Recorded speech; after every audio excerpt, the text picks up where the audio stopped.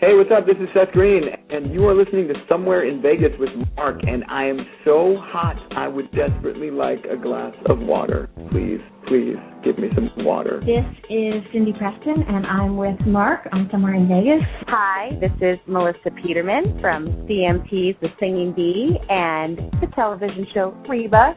And I have to tell you, I just have to get it off my chest, I love Somewhere in Vegas with Mark. Hi there. This is Faith Roscoe from General Hospital. You're listening to Mark on Somewhere in Vegas. And you better watch out. We know how to find you if you're not listening. Hi, this is Shannon Egan from Whippet, and I love Somewhere in Vegas with Mark. Hey, this is Lee Allen Baker with Somewhere in Vegas, talking with Mark with a Q. This is Courtney Cronin. You're listening to Somewhere in Vegas with your host, Mark, and I would make sure to listen every week because he's a sure bet. Hey, this is the Money Man, Eddie Money. I got 2 tickets to Paradise, and it's, you know what? It's Somewhere in Vegas. And what happens in Vegas stays in Vegas. Hi, this is Crystal Gale, and I love Somewhere in Vegas with Mark. Hi, this is Terry Nunn from Berlin, and you're listening to Mark Somewhere in Vegas. Hi, this is Miracle Laurie from Joss Whedon's Dollhouse.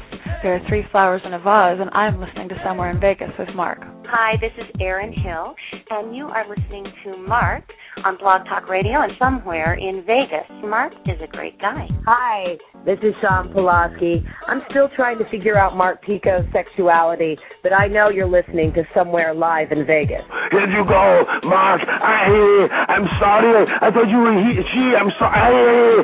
Get out of the tent. Let's get out of here. Hey, this is Lance and Anna from Free Radio. And Anna? And you're listening to Somewhere in Vegas. Yes. My favorite. You know, that's usually what happens with me. I go to Vegas and I get lost, and so I end up somewhere in Vegas. Somewhere in Vegas. But I just don't know where it is. Not quite sure. Yeah, word. Get ready. It's going to be hot. It's in Vegas. Check out Mark. Be there or be square.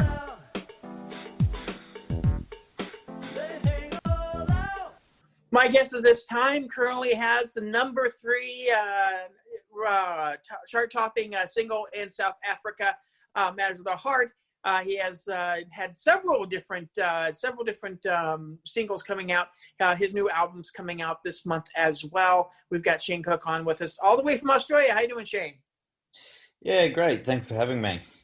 Yeah, thanks for joining us so early in the morning. I know, the time difference and all that as well. But how are things down there in Australia? I mean, everything copacetic. I know we just had somebody that somebody from the U.S., an actress, is actually down there right now, kind of stranded in Australia. But how's it for you guys down there?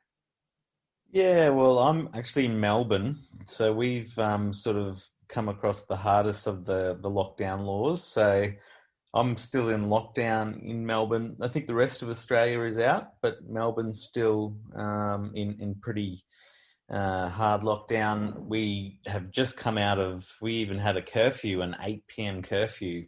We've only just come out of. Who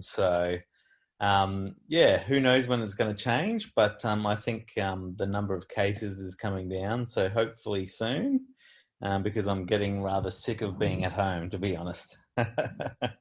Yeah, and I'm pretty sure. I mean, I've talked to a lot of artists on the show, and they're kind of clamoring to get back on stage and try to perform again. So, yeah, I know how that is as well. I mean, what's it been like for you, just in terms of being a musician? I mean, obviously, there's no way that the bad news is there's no way you guys can perform necessarily, except for maybe on social media.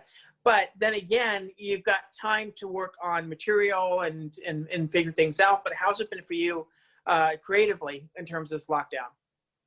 Yeah, I suppose that's how I've used it, to do a lot of writing. The plan was this year releasing an album and singles to do shows, but, everyone's in the same position. So, yeah, I've actually, just got stuck into a whole lot more writing, and I suppose, what better excuse than having to stay inside.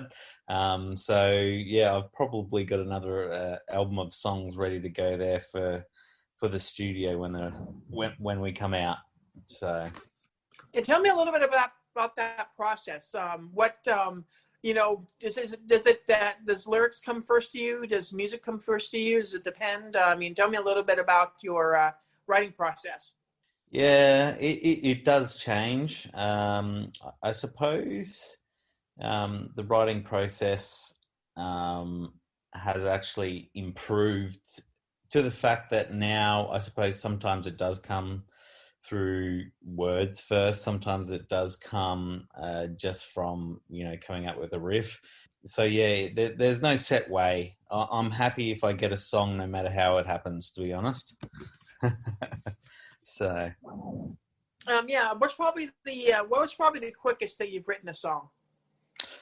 Probably I actually remember it because I was so impressed with myself. But yeah, I would have to say usually it takes much longer than this, but probably a few months ago I wrote a tune from start to finish.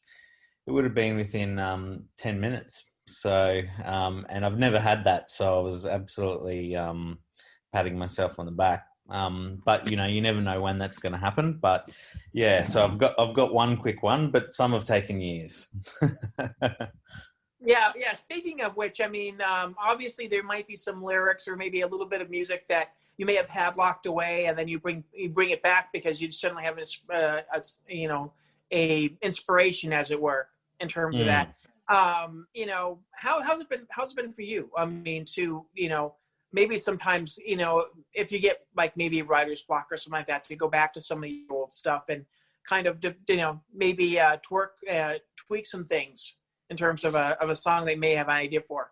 Yeah, I think the more I suppose I get used to writing, the less harsh I am on myself about writing. So these days, if something isn't coming, then yeah, I might just go back through the back catalogue, do some rehearsal, or just do some lyric changes. So I'm not so adamant that a new song has to come every time, because there's heaps of work to do on existing songs.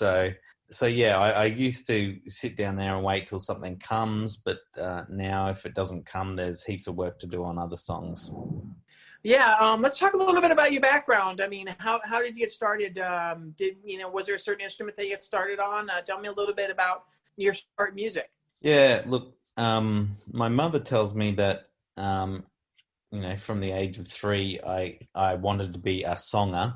My words for it. So it's always been within me, but I didn't pick up a guitar till I was 15.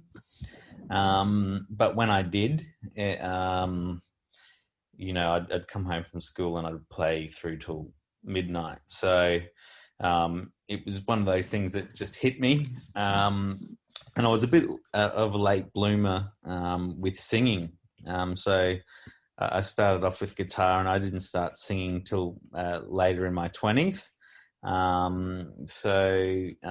It's something that I've always wanted to pursue, and it's just been gradual. And I suppose a few years ago, I took the plunge and left my real job, so to speak, to follow music as a career.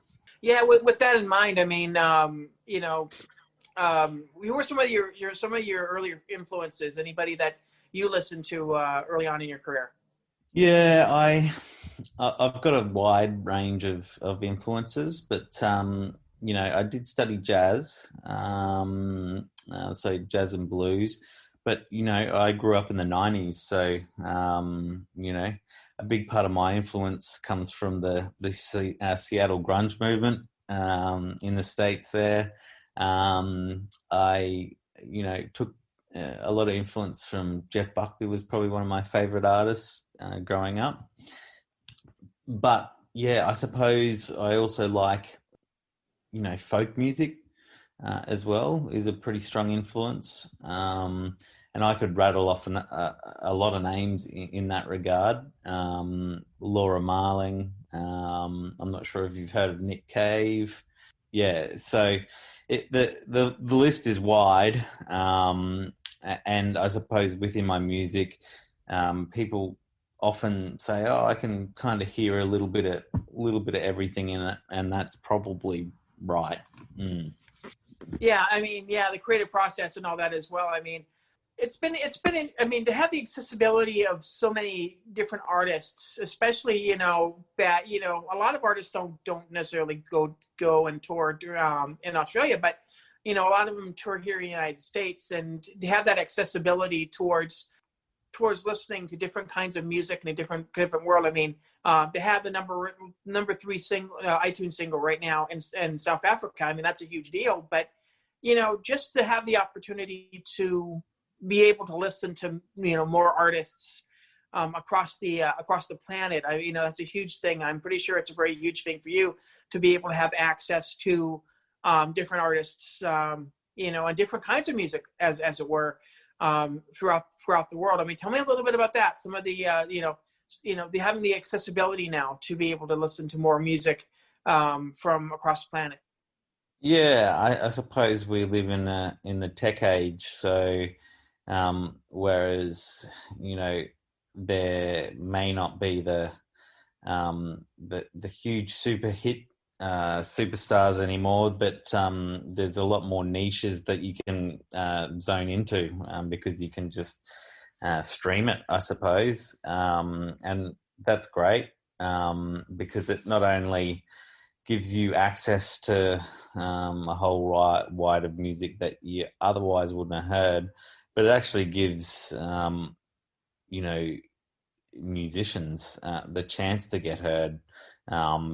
Whereas in the past, unless you had the big record deal or there wasn't much of a chance for that. So I think the good and the bad, it does help, finding your market, I suppose. For me, it's exciting because, I'd like to come to the United States and play at some point. And, in the past, it was probably only the small few that got the opportunity. I think there's a lot more opportunity that you can see, and it's accessible straight away. All you need to do is write the song and do your best at getting it out there. Yeah, I mean, yeah, definitely. I mean, there is definitely a lot more competition, but yet I think that with that, I mean, you're right. There's a lot of niches right out there that people like certain artists as well, and they get a lot of choice in terms of that as well. Like I said, that's translated for success for you in South Africa. Tell me a little bit about the scene down there in Australia before COVID hit, in terms of playing in bars and, kind of the scene in terms of concerts and music down there. I don't think I've ever really, I've asked this of several other people that have been in Europe or Canada and all that as well, but I don't think I've ever asked somebody from Australia how the scene is in terms of music and kind of where it kind of leans down in Australia and all that. Tell me a little bit about that. Okay.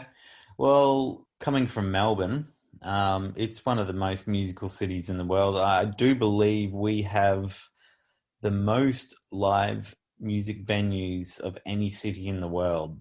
So, it's a thriving scene here, and it compares to other great cities of the world for music. So I suppose we can't complain.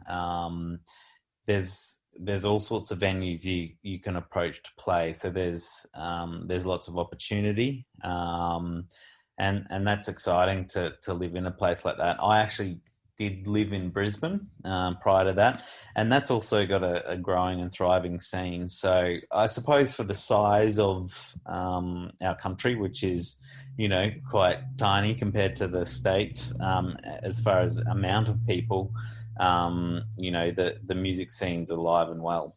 Yeah, I mean, and you're in a kind of interesting spot in terms of a country because, a lot of your population on the East Coast, but the West Coast also has a population, and there's kind of almost nothing in between there. So it's kind of interesting to say the least on that as well. I mean, have you been to the West Coast of the Australian continent, and have you played there? Yeah, I've been there, haven't played there. I've only been there once, and it's a long, long way. and I did actually drive across the Nullarbor Plain.